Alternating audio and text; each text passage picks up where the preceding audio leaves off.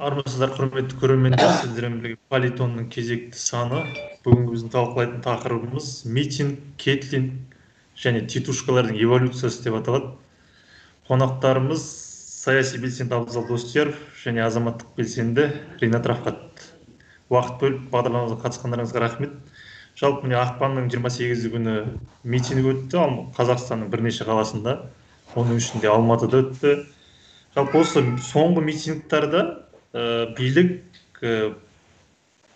қтт твк жақтастарын митинг өтетін жерге жеткізбей ұстап алып кетеді, ал демократиялық партия жақтастарын кетлингке алып қоршауға алады. Жалпы белсенділерге қарсы осындай екі түрлі тактика қолданады. Жалпы сіздер бұны қалай түсіндіресіздер, қалай түсінесіздер? Ринат, сізден бастасақ. Біріншіден саламатсыздар ма? Қайырлы күн. Бұл жерде енді не деп айтсақ екен, кетлингті жалпы ДВК-ға неге қолданбайды, неге ДПК-ға қолданады деп тұрсыздар ғой сұрақтың түсінгенім.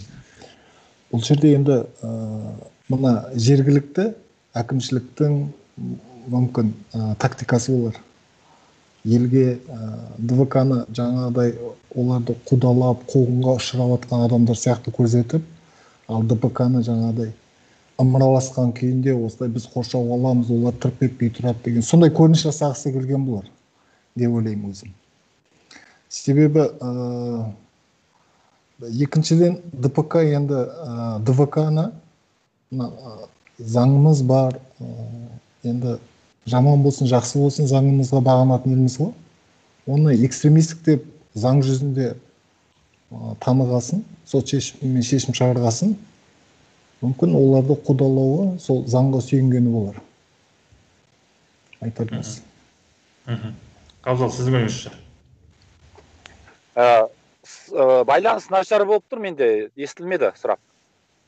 Жалпы митинг кезінде ДВК жақтастарын митинг өтетін жерге жеткізбей ұстап алып кетеді билік, ал Демпартия жақтастарын кетлингке алып қоршауға алады. Жалпы осы екі бөліктегі оппозициялық топтарға екі түрлі тактика қолдануын биліктің қалай түсіндіресіз, қалай түсінесіз? Енді біз әуел басынан айтамыз ғой, Назарбаевтың билігіне, жалпы бұл биліктегі Назарбаевтың өзінен бастап барлығының қулығына құрық байламайды. Бұл соңғы кездегі Назарбаев билігінің қулығы. Бұл біреулерге өздерінің тіпті, олар өздері осылай жасайды, демократиялық партияны ұстамайды да, бірақ алаңда қоршауға алады. Ал жаңағы Әбіләзовтың адамдарын дереу оп-оңай жолмен барып, ровдыға апарып, ішкі істер бөліміне апарып отырғызып, кешке жібере салады, мысалы үшін. Ол өте оңай. Ал негізгі күшті олар бізге жұмсап жатыр. Біріншіден, көшеде кетіп баратқан белгіленген жергедегі адамдарды апару оңайды, ал бізге қаншама титушкаларды алып келіп, оларды басқарып жүру. Оны басқаруды Сағынтаевтың орынбасары, идеология жөніндегі орынбасары, Бабақұмаровтың өзінің қолға алуы, кешке дейін басқасында жүруі, бұл үлкен мәселені білдіреді.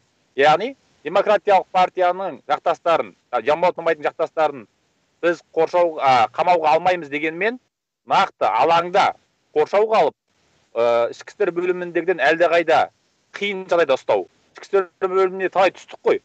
Барамыз, отырасың, сұрақ жауап, анда барасың, мында барасың, дәретханаға барасың. Ішкі істер бөлімінде жүру ол қиын емес. Ал кеңінен тік тұрып, ас сусыз дәретханаға жіберілмей, алаңда тұру өте қиын. Осылайша ұстап, билік, жаңағы басқа да түрлі адамдардың жалпы халыққа сондай ой салу, бірінші халыққа ой салу. Міне, демократиялық партияны ұстамаймыз деген ой салу, және сол сөзді өздерінің тролльдары, өздерінің Ақорданың бото фермасы бар, солар шығарады, және солар халыққа сол пікірді таңуға тырысады. Сол себепті бұны бір биліктің қулығы деп айту керек, басқа ештеңе емес.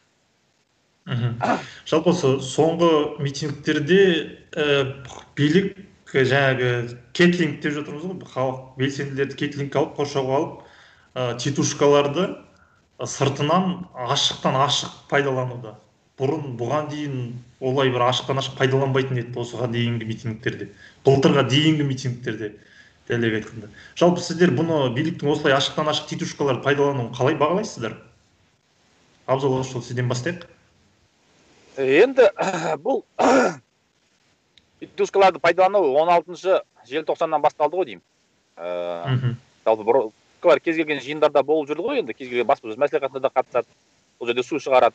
Енді биліктің өзі ақыры таянғандықтан осындай арамзалыққа барып, арнайы өздерінің дайындаған 10-дан 20-дан аса тетушкаларын сол жерге алып келіп, қолдарына бір мегафон, рупор беріп қойып, оларға бұйрық беріп, кезек ауыстырып, енді халықтың пікірі былай негізі. Тек қана Жанболат Мыңбайлардың демократиялық партияның талабы ғана емес, халықты оларды қолдамайтын да бар деп көрсеткісі келеді. Яғни Жанболат Мыңбай қара бет деген бір сөздерді айтып жатыр, Қазақстаннан кет деген сөздерді айтып жатыр. Оның барлығы билік бізді бір демократиялық партияны жалпы алаңға шығып жүрген белсенді халқым деп жүрген азаматтарды бір албасты көрсету. Бір берекені алып жүрген, бір шүкіршілікті білмейтін, елдегі тыныштықты бағаламайтын, құр айғаймен жүрген адамдар сияқты көрсету үшін арнайы сол тетушкаларға ақшасын төлейді, соларды алып келеді, кешке дейін өздері сол жерде басқарып, бізді жаңағы жиынның берекесін алуға тырысады. Ринат, сіздің ойыңызша, жалпы осыған дейін енді тетушкаларды билік олай ашықтан ашық пайдаланған жоқ, тіпті кейбір кездерде бұрындары бұл тетушкалардың бізге қатысы жоқ дегендей мәлімдемелерге айтатын. Осыған дейін. Қазір бірақ алаңда тіпті музыка қоятын деңгейге жетті. Бұл енді дейтін заман өзгерген сайын оларды енді ашық қарсы қоюға басталды ғой. Бұл тетушка дегендер енді әрбір жиында, әрбір баспасөз жиынында міндетті түрде болатын нәрсе ол себебі мына жергілікті басқарушы органдар, құзырлы органдар өздеріне қалқан ретінде пайдаланады бірінші. Бүткіл азаматтарға соларды айдап салады, өздері сыртынан қарап тұрады. Демек, олардың шиталары. Бұл енді тетушкаларды біз 16 желтоқсаннан емес, одан бұрында мысалы азаматтар осындай бейбіт жиындарда келіп айқайлап тұрады.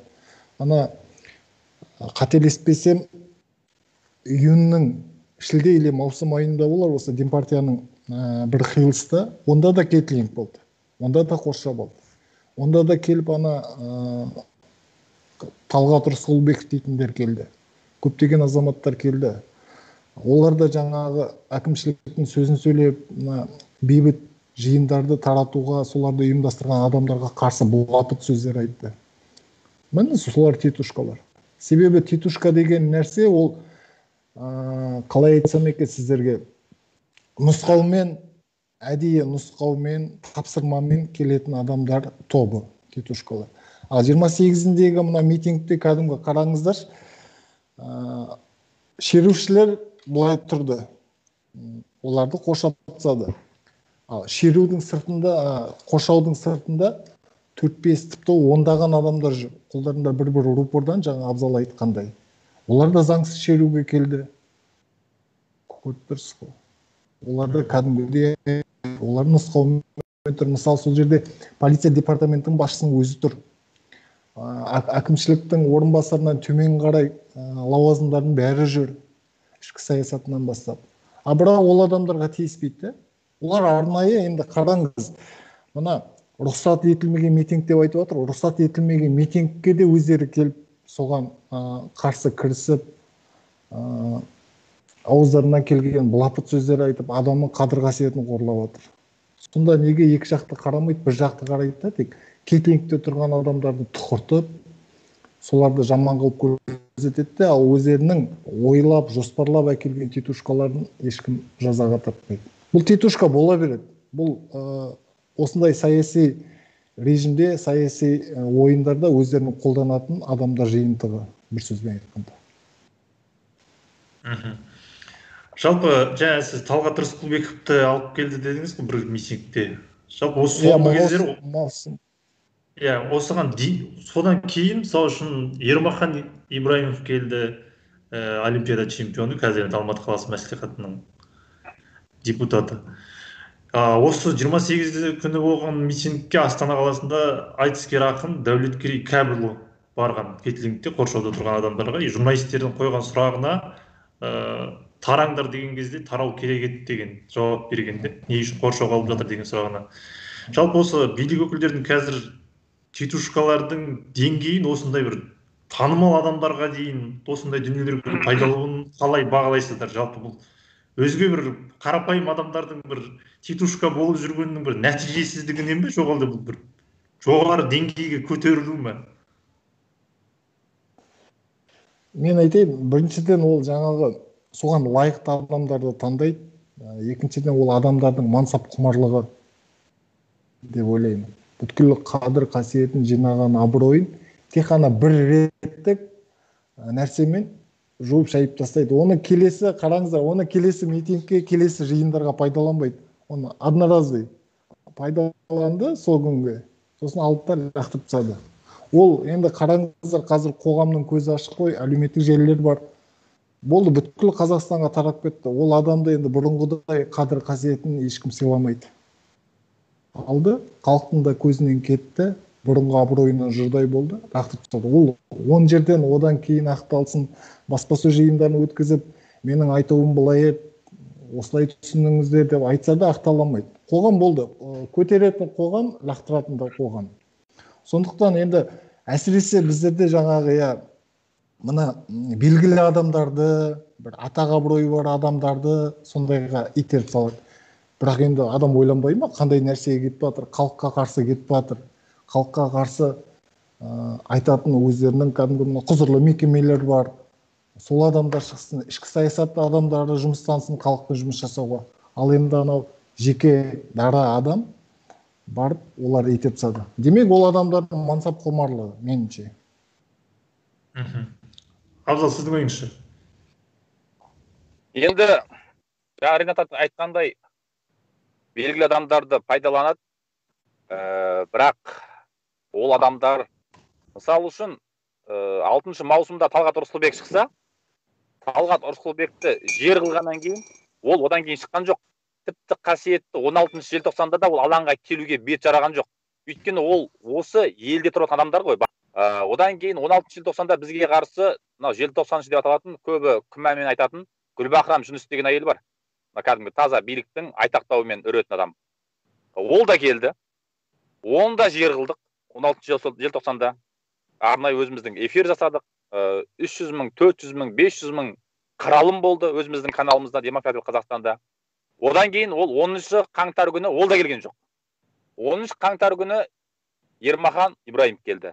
Және Ермахан Ибраимов қана келген жоқ ол жерге. Мынау ақын Есенғали Раушанов келді.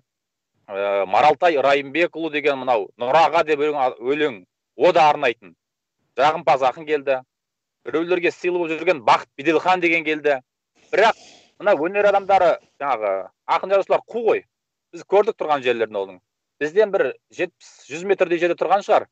Бірақ соның ішіндегі дүмбілезі, мынау Ермахан Ибраимов бізге келіп, арамызға келіп, қандай мәселе бар шешіп берейін деп, одан кейін тыңдамағаннан кейін жұдырық жұмсап, жаңағы плакатымызды жыртып, өзінің абыройын айрандай төкті. Яғни, егер де сол жерде біз Ермаханды, о, чемпион ғой, бұл боксшы ғой, туымыз желпіреткен ғой деп басымызға көтеріп сол жерде сонымен сөйлессек, анау жаңағы Бақыт Беделханы да, Маралтай Райымбекұлы да, Есенғали да келмекші. Әдейі бірінші мынау топастауын жіберді дүмбілезден. Бұл келді да ұрынды, қара бет болды, масқара болды, тайып тұрды. Оны көрген жаңағы Есенғали Раушанов да, Бақыт Беделхан да, Маралтай Райымбекұлы да ана жерден қарасын батырды.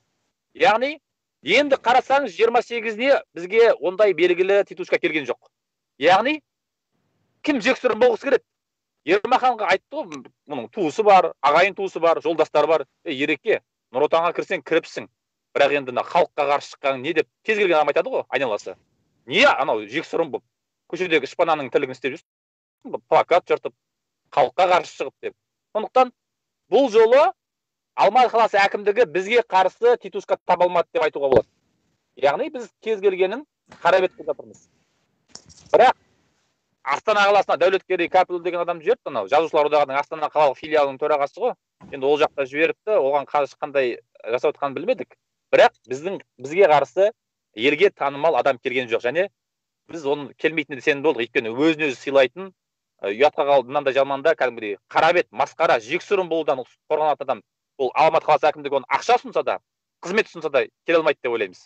Ал бірақ көптеген белгісіз адамдар жүрді, соның ішінде мынау президенттің штабында қызмет еткен Ғалымжан Қайырбекұлы деген өзін адвокатпын деп таныстырған. Сол азамат жүрді, Тоқаевтан алғыс хат алған екен.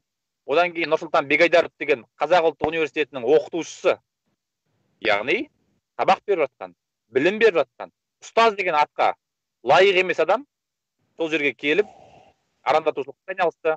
Одан кейін білдей бір Алматы қалалық мәслихатының хатшысы Конкуров деген оңбаған. Ол да сол жерде басқарып жүрді, Бабақұмаров жүрді. Бірақ белгілі адамдарды әкелу осымен бітеді деп ойлаймыз. Өйткені кім жексұрын болғысы келеді? Халыққа қарсы шыққанда. Мысалы үшін қарап отқан жоқ. Талғат Рысқұлбек, ол Қайрат Рысқұлбектің желтоқсанның қаһарманының інісі, бауыры деп қарап отқан жоқ. Жерден алып жерге салды. Масқара болды. Гүлбахрам Жүніс, ойбай бұл желтоқсан қатысты деп оны әспеттеген жоқ. Жерден алып жерге салды халық. Бір адам қолдаған жоқ. Ермахан, ойпырмай бұл Олимпиада чемпионы ғой деп оны ешкім ақтаған жоқ. Бір адам ақтаған жоқ. Яғни халыққа қарсы шықтың ба сен біттің. Көміліп қалдың сен бітті. Сондықтан келесі жолы бізге ондай адамдар келе алмайды деп ойлаймыз. Осы жерден айтып кетейін, жаңа Абзалдың айтқаны ана 28-інде болған шеруде заңгер деді ғой, заңгер жүрді бір. Ол кәдімгі соны арнайы артынан жүріп видеоға түсірдім.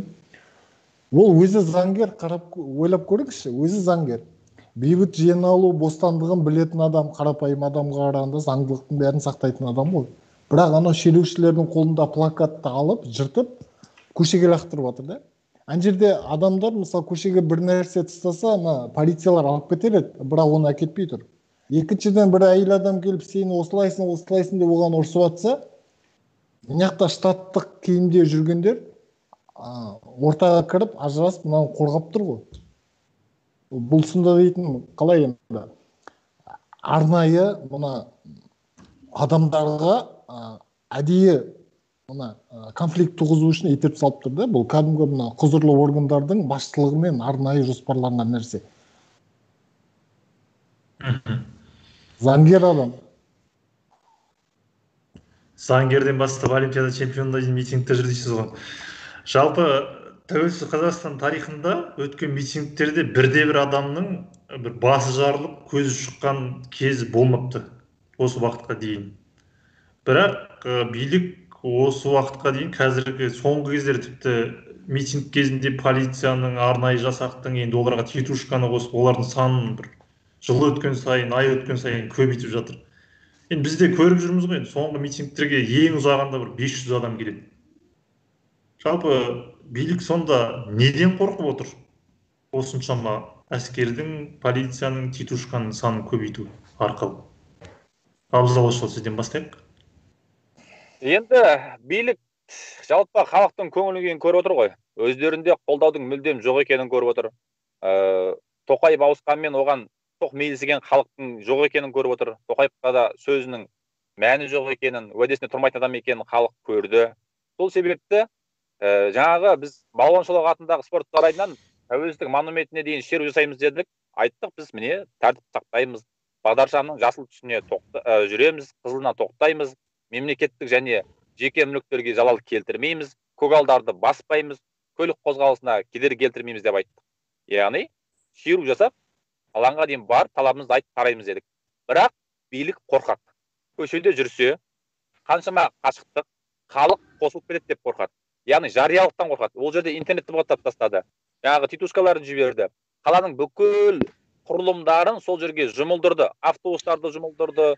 Барлық күшін салып, сол жерде кешке дейін Сағынтаев кабинетінде бақылап отырды. Бабақұмаров сол алаңда жүрді, жаңағы Таймерденовтен бастап. Яғни биліктің бұл қорқатындығын көрсетеді.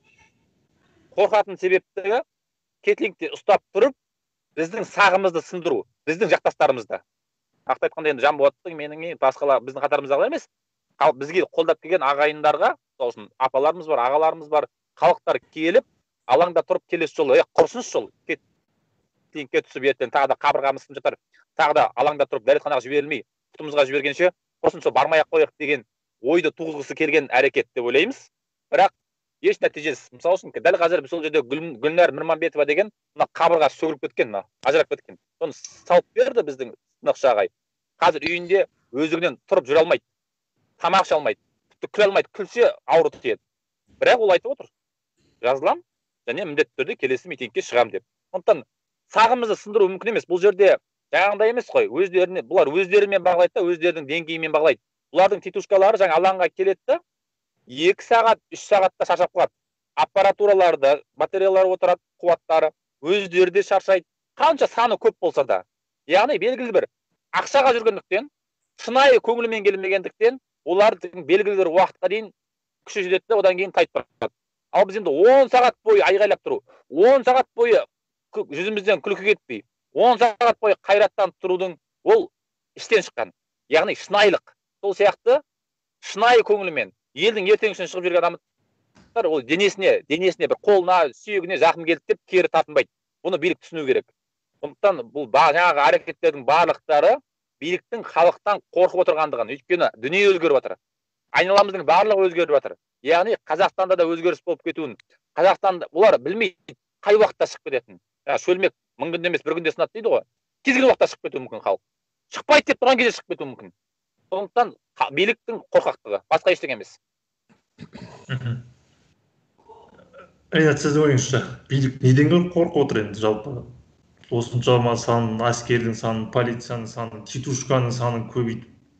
Алаңда былай қарасаңыз бір 10 мыңдап халық жиналып жатқан жоқ дегенім ғой. Ол енді біздің биліктің жалпы өз көлеңкесінен қорқып, қандай қадамында да бір жаманшылықты шақырып жүрді өз-өзінен. Түсінбеймін. Осы уақытқа дейін митингтерде, шынында Қазақстанның митингтерінде ешқандай біз басбұзарлыққа бармайды.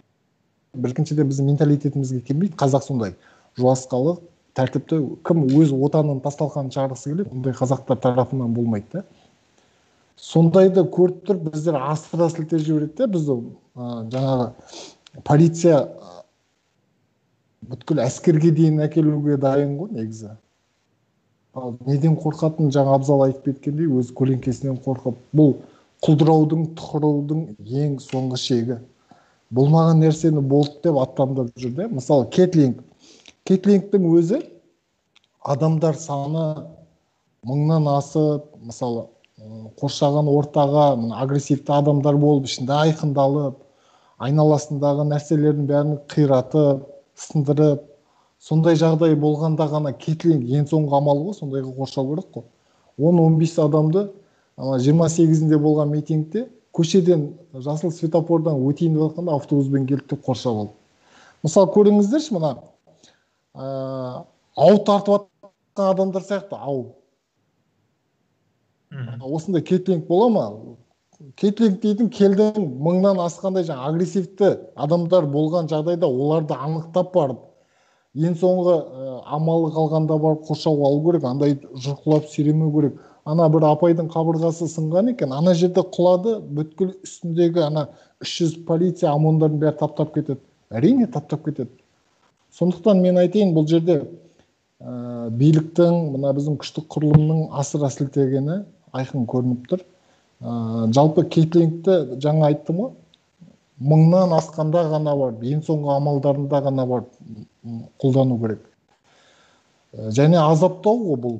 Біз енді біздің заңдарымызда айқын көрсетіледі, және мына азаптауға қарсы конвенцияларға мүше еліміз ғой. Мына адамды дейтін енді әкімшілік жазаға тартқанда да, әкімшілік жауапкершілікке тартқанда да, мына мекемелерге апарғанда да 3 сағаттан артық ұстамайды ғой. Ана жерде 11 сағат, 10 сағат деген тіпті мына шектен шыққандық. Оның қасында мына халықаралық автобустардың өзі де бір қаладан екінші қалаға кетіп жатқанда 2 сағаттан кейін тоқтап сені туалетке апарады. Тоқтап тамағыңды ішкізіп алады. Пойыздарда да солай. Онда неге пойыз автобустарға туалет неге саламыз? Мына адамдарды енді табиғи шығатын нәрсесін бұлар қалай күшпен шығармай тұр да, бұл азаптауға жатады. Ана жерде қаншама адамдарға сыз өтіп жатыр. Вот көрдіңіздер ме? Бұл нақты азаптау. Бұны дейтін енді белгілі халықаралық ұйымдар, Human Rights Watch-тар репрессивтік жаза деп бағалады ғой. Мына ОБСЕ-нің бейбіт жиындарды қадағалайтын комиссиясының өзі де сынады. Кетлинг негізі біздің жағдайымызға келмейтін нәрсе қазіргі уақытта. Кетлингті енді шығу тарихына қарасақ, кезінде оны 1600-1500 жылдары аңшылар пайдаланған екен аңға. Қоршап алып, аңды өлтіру үшін, ұстау үшін. Одан кейін соғыс айтысында пайдаланған. Енді келіп алып, бейбіт өз пікірін айтқысы келетін адамға мұздай құрсауланған солдат әскермен келіп 15-30 шақты адамды бас аяғын қосқанда оны қысып 10 сағат, 7 сағат, 9 сағат, 11 сағат ұстау, азаптау, шектен шыққандық. Бұл бассыздығы біздің күшті құрылымның. Және бұл жерде халықаралық шарттардың өте көп бұзылды. Мысалы, мына азаматтық және саяси құқықтар қаралып пактының, мысалы, бейбіт жиналу бостандығы, ой еркін білдіру құқықтар. Әркім айтсын сөзін, айтқысы келсін. Көбейатыр ма, заңсыз ба, өзінің жауапты құзырлы мекемелер бар ғой, апарсын, тергесін, әкімшілік жазаға тартама тартсын. Ал ананда айтып ұстап тұрып, ол шектен шыққандық. Жалпы осы біздің 2019-дан бері Қазақстанда митингтер бір ай сайын өтіп жатыр десек, бір артық айтпайтын шығармыз. Жалпы осы 10 сағаттап қоршауда тұру, ай сайын митинг өткізу, жаңағы алаңдарда бір адамдардың соққыға жығылуы, бір күштеп автозактарға тиеліп әкетіп жатқан көріністер. Бұл жалпы онсыз да халықтың алаңға шықпайтын халықты одан сайын бір үрейлендіруге алып келіп жатқан жоқ па? Керісінше бір титушкалардың бір жаңа бір түрлерінің пайда болып, олардың бір эволюцияларына керісінше бір реакция беріп жатқан жоқ па осы митингтердің жиілеуі? Абзал, сізден бастасақ, сіз жалпы енді осы митингті ұйымдастырып шығып жүрген азаматсыз ғой. Енді биліктің де ойлағаны жалпы мақсат сол шығар. Бірақ митингке шығайын деп шықпайсың ғой. Ел аман, жұрт тыныш болса, бәрі ойдағыдай болса, митингке шығып, қыстың күні 10 қаңтар күні қақаған аязда бетонның үстінде тұру кімге ұнайды? Ол кімге керек? Бірақ жағдай мәжбүрлейді. Яғни біз бойкот деп айттық. Бойкот дегеннен кейін сол күні шығамыз дедік. Қандай да бір жолын тауып алаңға жеттік. Мыналар шақырып алып өздері келмесін деп айтпас үшін бүкіл жолдарын қарастырдық және алаңға жеттік. Қамады, тұрдық. Басқа салған баспақшылық. Бірақ ешкімнің алдында басымызды иген жоқпыз, жалынған жоқпыз, ас су сұраған жоқпыз. Ешқандай да биліктің алдында илікпедік. Кешегі жағдай Маркс Боқаев абақтыдан шықты. 28 ақпанда жасаймыз дедік. Біз оған қолдау көрсететінімізді айттық. Енді ол жерде біз енді бір пикетпен қолдау көрсетсек, тағы да басқа жасасақ, енді дәл қазір енді халықтың шығып кетпейтінін түсінсек те, Маркс Боқаевқа қолдау көрсету керек болды. Және қазіргі жағдайда осы жер мәселесі болсын, кешегі 5 баланың өлімі, 5 баланың 16 шаршы метр жерде тұруы, яғни ата-анасымен қосқанда 7 адамның, бұл сұмдық. Осы талаптармен шықтық. Еуропарламенттің қарарлары орындалсын талаптармен шықтық. Яғни біздің талабымыздың жаны бар. Талаптарымыз өзекті. Сондықтан шығу керек болды. Және шықтық және шеру жасамақшы болдық біз. Қанша адам болсын? 400 адаммен жасаймыз ба, 1000 адаммен жасаймыз ба, 50 адаммен жасаймыз ба? Кім елдің ертеңін алаңдайды? Алаңға шақырдық. Бірақ биліктің әрекеті кешегідей болды. Бірақ халық алаңға мыңдап шығатын болса, ол биліктің күші жетпей қалады. Қанша әрекет жасады? Халық енді, біз тәртіп сақтайтын ұлтпыз. Қазақстан халқы, қазақ халқы ондай бір бейбастыққа, бір көрсеғызарлыққа барып, барлықтан қырып жоюға бара қоймайды. Бірақ ашынған жағдайда, егер алаңға көптеп санымыз көп болған жағдайда, кешегідей әскердің күші жарамай қалады, сасылып қалады барлығы. Кеше бұлар қулық жасады, басымызды қоспады, бірақ бұл енді ағын судында тоқтайтын уақыт бар, бұл билікке тоқтау болады. Ол және бір бейбіт жолмен бола қоятын сияқты емес қазіргі. Мына биліктің іс-әрекетіне қарасақ, бұл биліктің өтірік жалғастыруына қарасақ, бұл биліктің Тоқаевтан бастап, Назарбаевтан бастап халықты алдауына қарасақ, бұлар халыққа бір қадам жасайтын түрі көрінбейді. Яғни ашынған халық міндетті түрде алаңға мыңдап шығады деп ойлаймыз. Және бұлардың кетлингі да, аранатушылар да, түрлі айла шарғысы да кедергі бола алмайтынына сенімдіміз. Әлі шығамыз. Ирина, сіздің ойыңызша?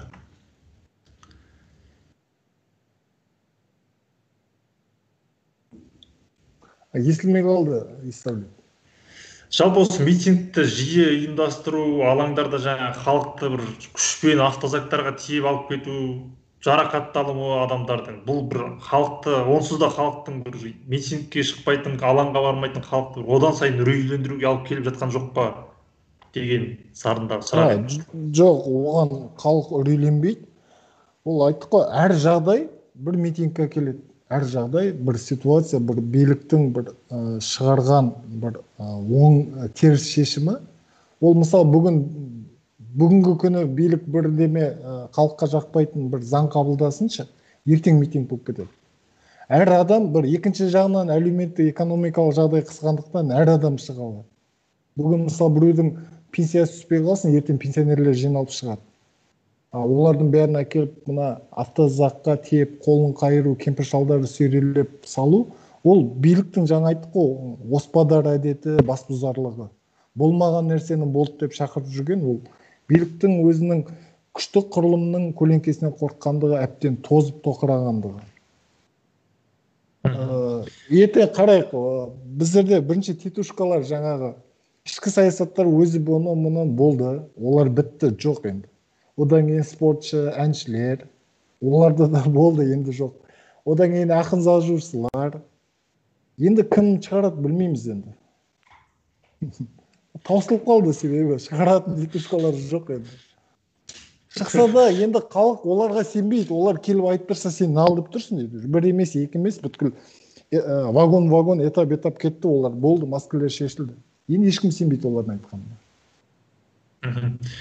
Жалпы соңғы сұрақ деп болыңыздар, осы биліктің осы күштік құрылымдарды бір гайканы бұрау дейді ғой, қатайту, осының аяғы неге алып келеді деп ойлайсыздар? Қарасақ енді бір митингтерге бір рұқсат беріп, бір адамдардың парын шығаруға бір мүмкіндік бергеннің орнына керісінше бір уақыт өткен сайын күшейтіп жатқан сияқты қысымды. Бұның аяғы неге алып келеді деп ойлайсыздар? Ринат Ошол, сізден бастайық. Жаңа өзіңіз айтқандай, гайканы бұрай берген сайын ол бір күні сырбайт етіп кетіп қалады, резвісі. Дәл солай болады. Бұрай береді. Мысалы банкінің аузында да бұрай берсең, қысыммен де жарылады. Бұның аяғы енді жақсылыққа апармайды. Бұл енді митинг жалпы, мысалы айтады ғой, жалпы мемлекет тарапынан және күшті құрылымдар тарапынан азаматтарға қолдан арандату жасауға болмайды деген халықаралық заң бар. Мемлекет тарапынан, күшті құрылым тарапынан азаматтарға арандатуды қолдан жасауға болмайды деген халықаралық заң бар. Оны Еуропа соттары қайта ескертіп жатыр.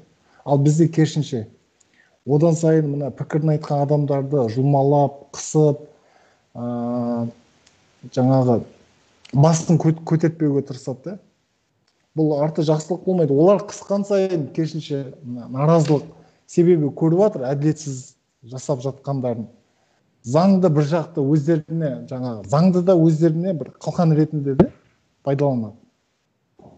Біздерде мысалы конституциялық құқымыз бар, еркін айту пікіріміз бар, бірақ оны ескермейді. Өздеріне сендер заңсызсыңдар деп, өздеріне қарай заңды пайдаланады да, бізге заң, конституциялық құқымызды пайдалануға мүмкіндік бермейді. Жалпы қоғам жарылады бір күні. Ол күнде алыс емес, жақын. Ал сіздің ойыңызша. Осыдан кейін біз... Айта беріңіз. Енді бұл бүкіл диктаторларға тән әрекет қой. Жалпы дүние жүзінде осы уақытқа дейін барлық диктаторлар өздері полиция қызметкерлеріне, яғни әскерге, жалпы айтқанда күшті құрылымдарға арқа сүйейді. Бізде де дәл сондай жағдай болып жатыр. Қазір елде әскерилерге өте жағдай жасалып жатыр. Полиция қызметкерлеріне жаңа көліктер, үй мәселесі, жалақысын көтеріп, жалпы өзінің билігін осы әскер арқылы, күшті құрылымдар арқылы қорғап қалу барлық диктаторларға тән болғандықтан ол бізден де алыс емес. Қазір жаңа бізді қосап тұрған СОБР қызметкерлері бар, олардың жалақысын біз білеміз. 400 мың, 500 мың жаңа баласының санына байланысты тағы да қосымшасын алады. Яғни жағдай жасап жатыр оған. Бұл барлық диктаторларға тән. Түсінеміз. Бірақ бүкіл диктаторлар қателеседі. осы біз өмір сүріп жатқан уақытқа дейін бірде-бір диктаторды әскер қорғап қалмаған. Тарихта жоқ екен. Кез келген дүние жүзінде еш жерде болмаған диктаторды әскер қорғап қалған. Халық шыққан кезде ол әскер бәрібір халық жаны өтеді. Бәрібір халық жеңеді. Сондықтан бұл биліктің бір болмайтын әрекеті ғой. Жаңағы кезекті өздерінің қателіктері. Өздері жалпы басқа диктаторлардан қателіктерінен сабақ алмау деп айтуға болады. Сондықтан міндетті түрде халық жеңеді. Ол қанша күштесе де, жалпы біз ондай халық қорқатын адамдар емеспіз ғой біз. Кеше мені алып кеткен кезде собор қызметкерлері түйгістеп алды біраз. Кешке дейін айтқан сөздерім батып кеткен ғой деймін. Машинаға дейін барып бүкіл жерін мүмкіндігінше ұрып алды да, бірақ одан мен жасып қалған жоқпын ғой. Одан мен тартынып қалған жоқпын. Енді біз оны ұрып соғылдан, абақтыдан қорғатын болсақ, бұл жолға түспейтін едік қой. Сол себепті біз халықты шақыра береміз, халыққа жеткізе береміз.